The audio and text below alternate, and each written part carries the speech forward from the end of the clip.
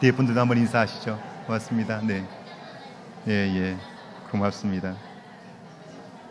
네. 네. 지난 주간 여러분 사셨는데 몇 번이나 이렇게 웃으셨나요? 열심히는 살았는데 웃어본 기억이 있으신가요? 네. 정말 한 주간 정신없이 살다 보면요, 웃을 일이 별로 없는 것 같아요.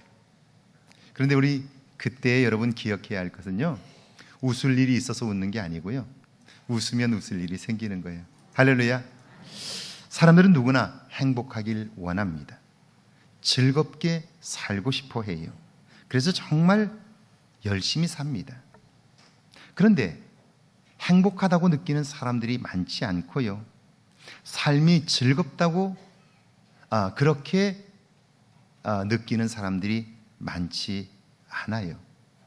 우리는 정말 그렇게 원하는데 실제로 그렇지 못하다는 거예요. 그 일을 위해서 정말 열심히 사는데, 그런데 아직 그렇지 못하다는 거예요. 그렇다면 이렇게 질문해 봐야 되겠죠. 그럼 얼마나 더 열심히 살면 내 삶이 행복할까? 사는 맛이 날까? 여러분, 5년쯤 지나면 여러분의 삶이 행복하다고 느낄까요? 사는 맛이 날까요? 그렇지 않다면 정말 원하는데 그게 왜 안 될까요? 사람들은 생각하기를 아이들의 문제로 마음이 무거워요. 건강과 관계에 어려움이 있어요. 좀 더 나은 삶을 살고 싶고 돈 걱정 없이 살고 싶은데 늘 부족해요. 이런저런 문제들이 머릿속에서 떠나질 않아요. 그것 때문에 내가 행복하지 못하다, 그렇게 생각해요. 어떤 분들은 저 왼수 때문에 행복하지 못하다, 그런 분들도 계세요. 그렇다면 여러분, 정말 걱정거리가 사라지고 넉넉한 삶을 산다면 여러분이 행복하다고 느낄까요? 즐겁고 기쁜 삶이 시작될까요? 지난주 미국의 하버드 의과대학의 교수인 산지부 초브라 교수의 테드 강연을 봤는데요, 제목이 다르마, 행복 그리고 목적이 있는 삶입니다. 다르마라는 말은 인도의 고대 언어인 산스크리트어인데요, 진리라는 뜻입니다. 그는 말하기를 사람들이 추구하는 행복이란 목적이 있는 삶에서 오는데 이것이 진리라는 거예요. 다시 말하면 오늘 우리가 행복하게 살고 싶고 그리고 기쁘고 즐겁게 살고 싶지만 그게 잘 되지 않는 이유가 뭐냐면 그것은 오늘을 사는 우리들이 사는 목적을 잃어버렸기 때문이라는 거예요. 그래서 즐거움을 느끼지 못하고 행복감도 없다는 거예요. 그는 말하기를 우리는 문제만 해결되면 지금보다 더 부자가 되면 행복할 거라고 생각하는데 결코 그렇지 않다는 거예요. 그러면서 그는요, 자신의 연구를 설명해요. 여러분, 자녀의 문제, 사실 돈이면 해결되지 않나요? 취직도 결혼도 돈이 있으면 되지 않나요?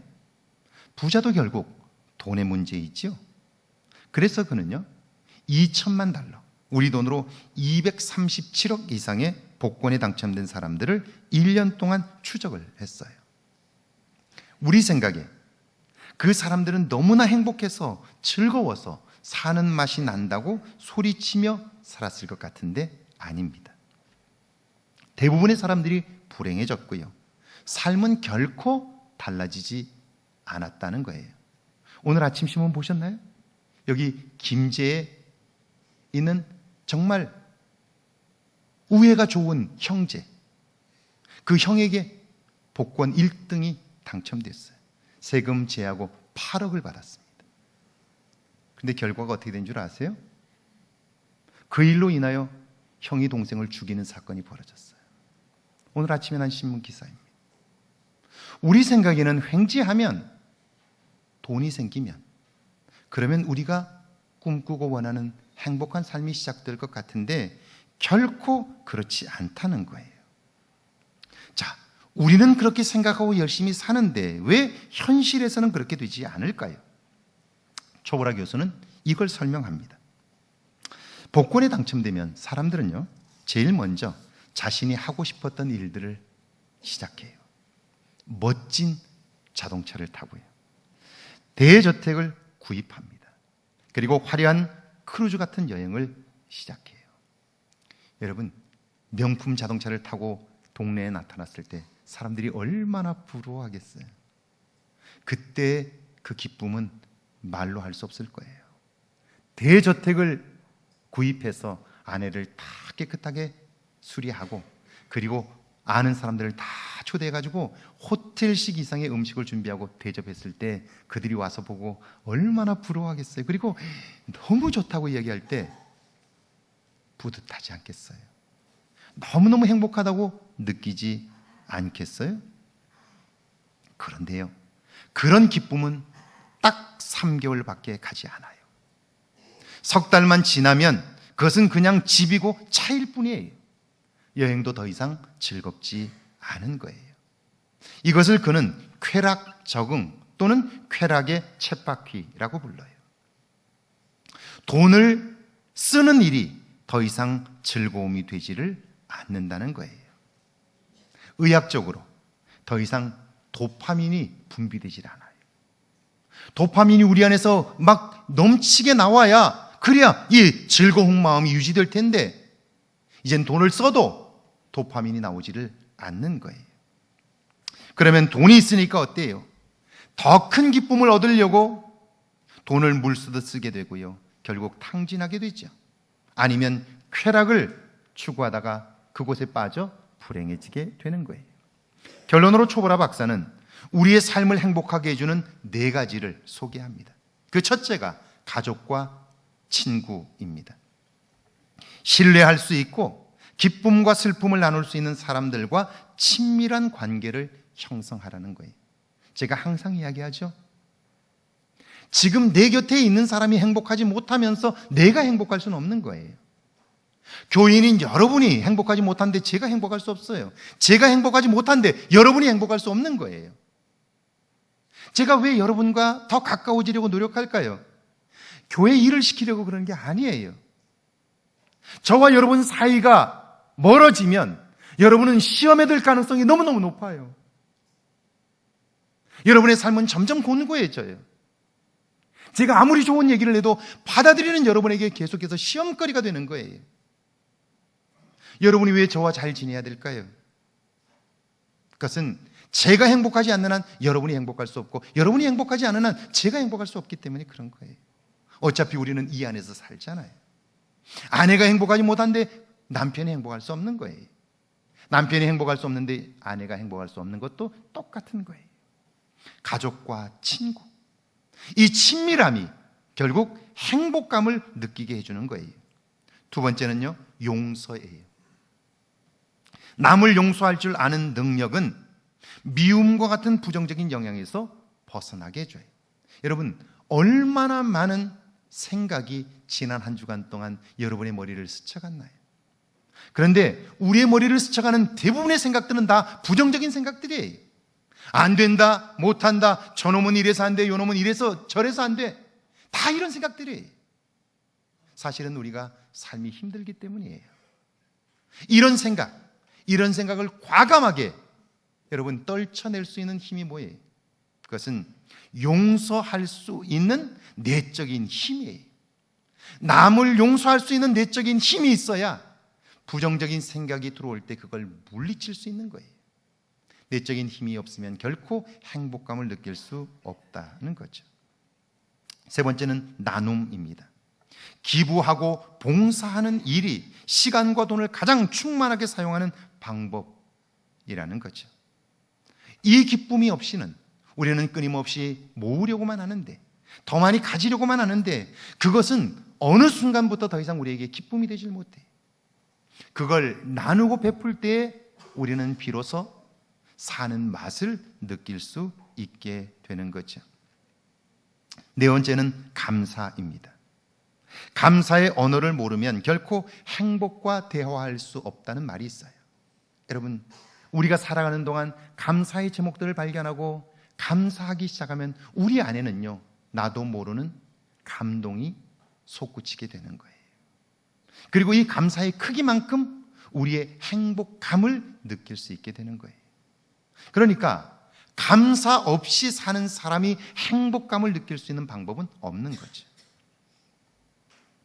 여러분, 사람들이 생각하는 문제와 초보라 박사가 밝힌 결과의 결정적인 차이를 아세요? 그것은요, 현상과 존재의 차이예요. 사람들은 눈앞의 문제 때문에 행복하지 못하다고 여기지만 아니에요. 그 사람의 내면의 보람과 기쁨이 없기 때문이에요. 욥은 지금 정말 힘들고 고통스러운 시간을 맞았어요. 우리 생각에 우리가 이 정도의 어려움을 만나면 우리 모두는 다 넘어져 버리고 말았을 거예요. 그런데 그는 여전히 버티고 서 있어요. 그리고 다시 일어서려고 해요. 어떻게 가능할까요?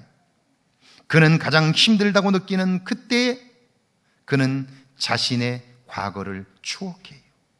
그 과거는 하나님과 함께 했던 행복한 시간들이에요. 오늘 본문에도 계속해서 그때를 기억하면서 행복감을 느끼는 거예요. 욥기 29장 14절에서 17절인데요. 같이 한번 읽어볼까요? 14절에 17절입니다. 내가 의를 옷으로 삼아 입었으며 나의 정의는 겉옷과 모자 같았느니라. 나는 맹인의 눈도 되고 다리 저는 사람의 발도 되고 빈궁한 자의 아버지도 되며 내가 모르는 사람의 송사를 돌봐 주었으며 불의한 자의 턱뼈를 부수고 노획한 물건을 그 이새에서 빼내었느니라. 욥은 지난 시간 자신이 정직하게 살았던 때를 추억해요. 하나님 때문에 손해도 봤어요. 억울한 일도 당했어요. 그러나 하나님이 하실 일을 믿고 기다렸더니 어때요? 하나님께서 나의 억울함을 풀어주셨고요, 손해를 회복시켜 주셨어요. 그걸 생각하니까 그때의 감동이 되살아나는 거죠. 그는 또한 장애를 가진 사람들을 섬겼고요, 힘없어 억울한 일을 당한 사람들의 친구가 되어주었어요. 그들을 도우면서 받았던 감동을 잊을 수 없는 거예요. 제 삶을 돌아봐도 그래요. 제가 일반 대학을 다닐 때에 로타리 클럽에서 활동을 했어요. 로타리맨들은 1년에 한 번씩 여름이 되면 오지에 가서 봉사 활동을 하는데요. 학생들은 그 지역의 어린아이들을 가르치고요, 성인 로타리 멤버들은 자신들의 재능으로 섬겨요. 그 중에서 의사분들은 매년 구순구계열, 좋은 언어는 아니지만 우리가 그냥 그렇게 부르는 거죠, 언청이 수술을 해줘요. 가난하고 생활이 어려우니까 장애를 가진 딸을 둔 엄마는요, 수술을 마치고 나면 그 의사 선생님 바닥에 발을 붙잡고 땅에 엎드려서 엉엉 울어요. 그리고 고맙고 감사하다고 인사를 해요. 그럴 수밖에 없는 게 가난하니까 수술을 해주는데요, 수술을 해야 되는데 그래야 결혼도 하고 학교에 가서 놀림을 안 받잖아요. 근데 돈이 없어서 못하는 거예요. 선생님들이 와서 그 수술을 해주고 나면요, 그 마음속에 맺혔던 응어리가 풀리는 거예요. 그러니까 의사 선생님들을 발을 붙잡고 펑펑 울면서 감사하다고 그래요. 하루 일과가 마치고 나면 함께 모여서 하루를 평가해요. 그때 의사 선생님들이 이런 이야기를 해요. 오늘 나는 의사가 되고 난 이후에 가장 큰 기쁨을 맛보았다고. 의사가 되었다는 것이 이렇게 자랑스러울 수가 없다고. 보람을 가진 적이 없다고 그렇게 이야기를 해요. 저희도 몇 주 동안 아이들을 가르치고 떠날 때가 되면요, 동네 사람들과 아이들이 모두 나와서 울면서 배웅해요. 저희가 차를 타고 이렇게 나가려고 하면 동네 사람들이 막 손을 흔들어주고 아이들이 막 버스를 쫓아오면서 선생님이라고 불러줘요. 그걸 보면 눈물이 왈칵 쏟아지고요, 뜨거운 감동이 일어나요. 여러분, 과거는 지난 시간이지만 아름다운 추억은요, 기억하면 현재가 돼요. 그러니까 오늘을 살면서 하나님과 함께하는 이런 감동의 시간들을 만들어야 하는 이유는 미래의 어느 시간 고통과 힘겨운 날들이 올 때 우리는 오늘의 감동적인 사건들을 꺼내면 그 어려움들을 이겨낼 수 있기 때문이에요. 이걸 아는 제가 아는 집사님 한 분 계세요. 목포의 하나병원의 대표 원장이신 분이 있죠. 이분은 1년에 한 달은 저 캄보디아에 가서 심장병 환자들을 수술해줘요. 꽤 많이 돈을 버는 분인데 한 달 동안 거기에 병원을 비우면 자기 버는 수입이 안 들어오잖아요. 거기다가 적어도 한 번 가면 심장병 환자 한 명당 300만 원씩 들어요.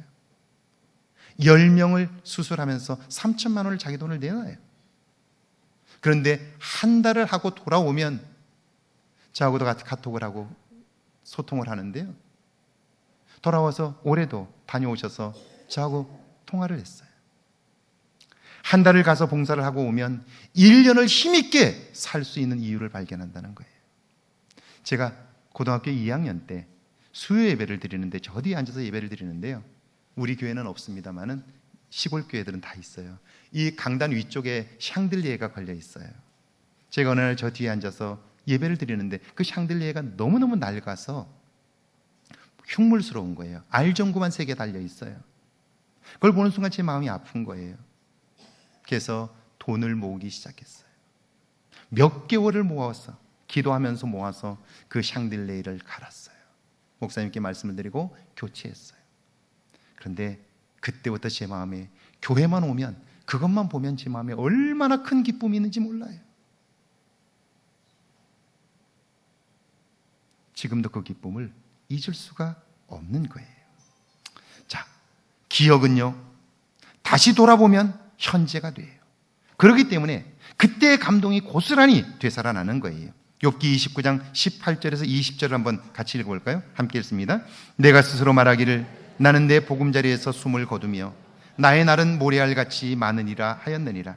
내 뿌리는 물로 뻗어나가고 이슬이 내 가지에서 밤을 지내고 갈 것이며 내 영광은 내게 새로워지고 내 손에서 화살이 끊어지지 않노라. 삶이 기쁘고 즐거우니까요, 욥은 스스로 생각해요. 나는 오래오래 살다가 편안하게 죽을 거야.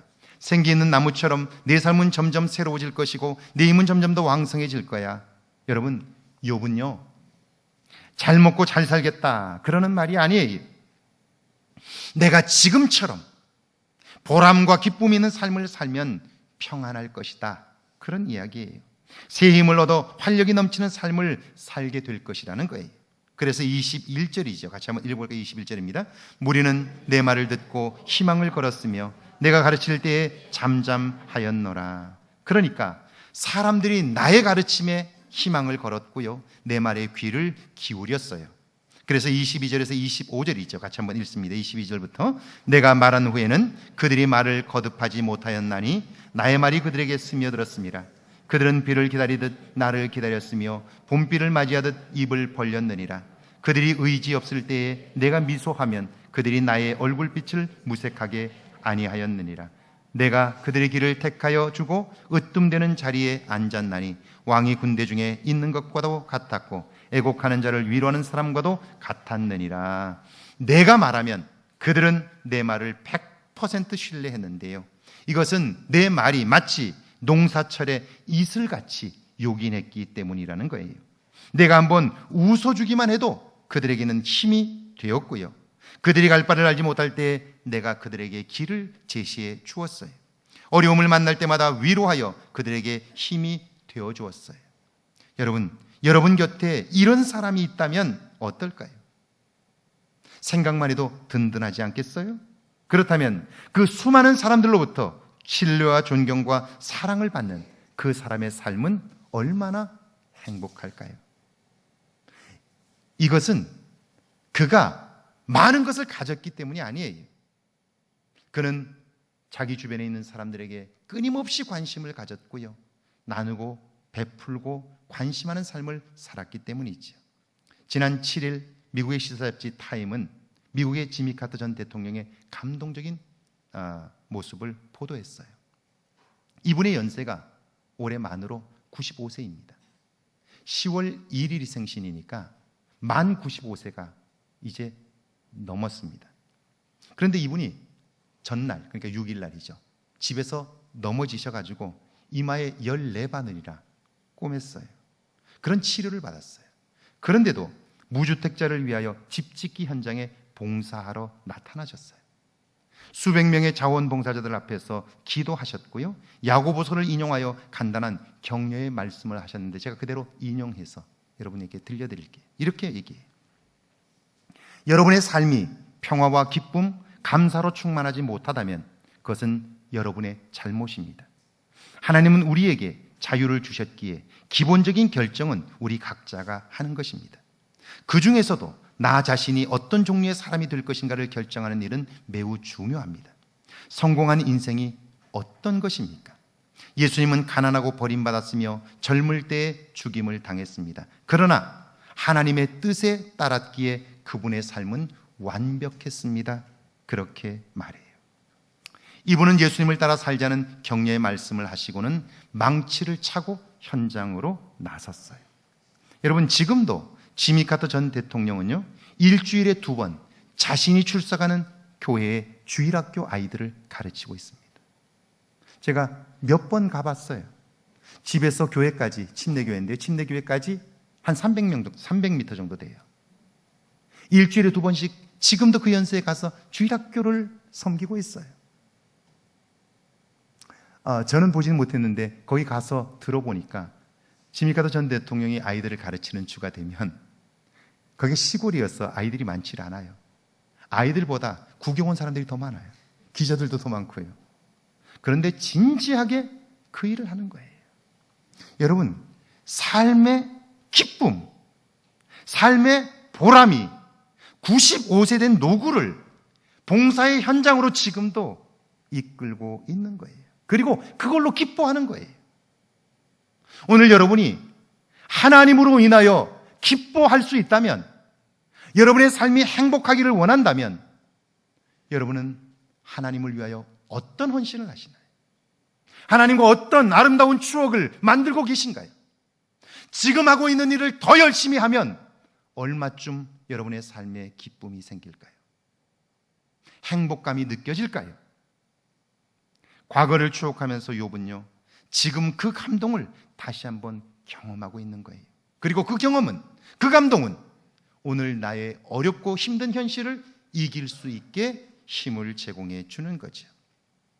오늘 시작의 본문을 보십시오. 베드로후서 1장 1절인데요, 같이 함께 읽습니다. 예수 그리스도의 종이며 사도인 시몬 베드로는 우리 하나님과 구주 예수 그리스도의 의를 힘입어 동일하게 보배로운 믿음을 우리와 함께 받은 자들에게 편지하노니. 여러분, 베드로 아시죠? 예수님을 나의 구원자로 고백했지만 그의 내면은요, 여전히 자기가 주인 되어 살았어요. 그러니까 끊임없이 높아지고 성공하려고 몸부림쳤어요. 그래서 동료들과 갈등도 많았고요, 실수도 많았어요. 예수님을 믿지 않는다고 말하는 사람이 아니에요. 불신자가 아닙니다. 예수님을 믿는 사람이에요.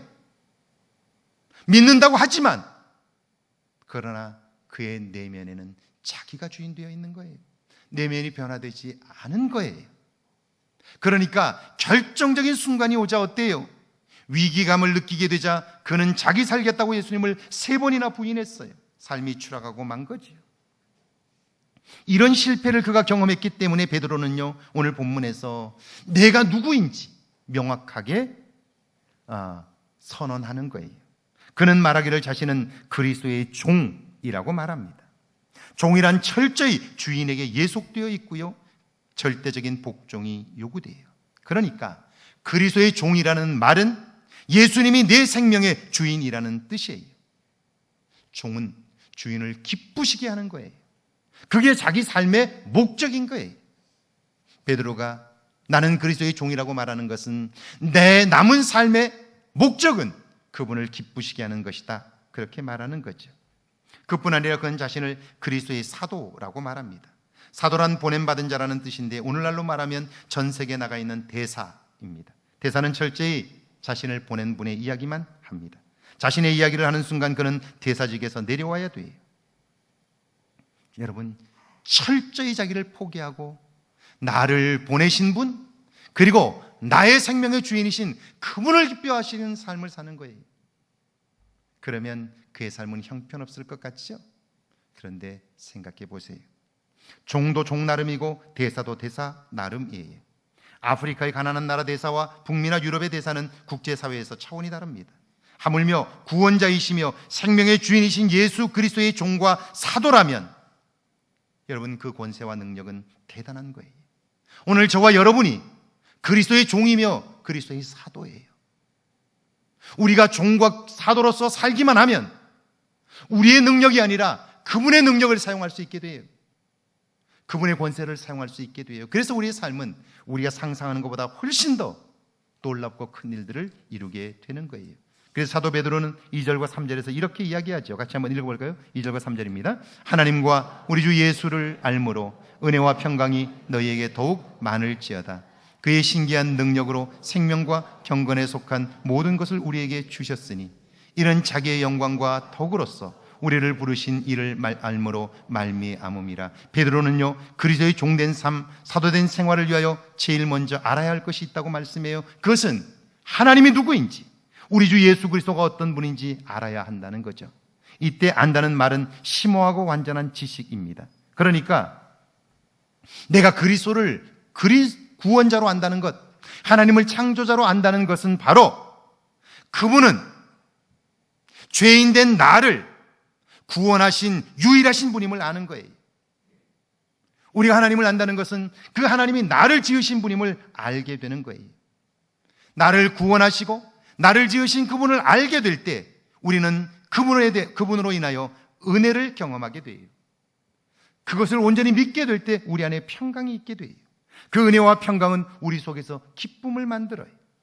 신기한 능력으로 더욱 하나님을 알게 되고요, 감동과 영향력이 있는 삶을 살게 되는 거예요.